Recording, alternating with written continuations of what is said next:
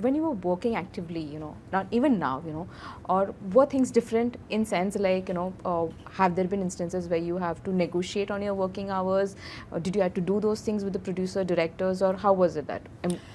I've actually been very lucky to have had directors and producers who've been very supportive. I also know how the industry works, and that I'm not going to actually get away with very short working hours. Also the kinds of projects that I do, which are often small budget, so or at least medium budget, you know, so I've had to plan my life accordingly. So whether it's, you know, my son's father or my mom, or, you know, someone who's come down to help me out, because one does need a bit of a community, one does need a bit of a village. The village is disappearing nowadays, so it's a bit tough. Sometimes, you know, if I used to hear my mom saying this a lot back in the day, I wish I had a wife, you know, in the traditional sense of the word, you know, so yeah, it can be challenging, and there is no, it's not like, you know, I've perfected it. We were discussing just earlier that, you know, we seek to maintain this balance every day, and we fail less and more every day. True, true. And you know, there's a question for both of you. Can you have this fixed working hours? Rohan, for you as a director, as a producer, can one have, and Konkana, do you think as an actor, one should demand that? As a director, you can't, and you can't, it's not the right profession to pursue if that's what you're looking for. Okay.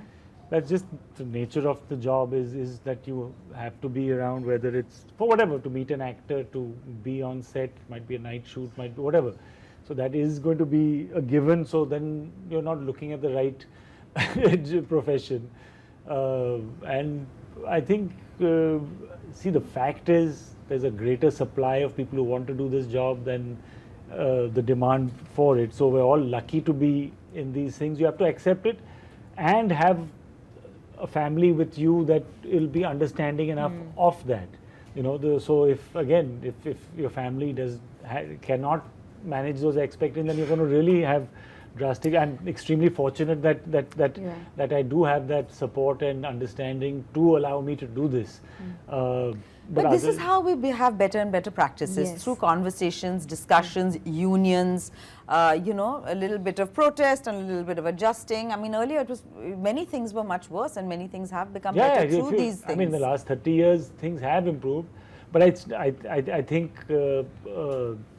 we should not ever get too distracted by this work-life balance thing. Finally, it is about the work. I mean, yes, it is. Yeah, all the things. I don't agree. No, and I'm saying, let me speak very. We are not affected so much by it. I'm talking about a light man who's there 2 hours before me, 2 hours after me. I mean, at the end of the day, it is what it is. You know, it would be lovely to just click our fingers and say, oh, suddenly now we should get more money to do everything. But finally, somebody's paying for that.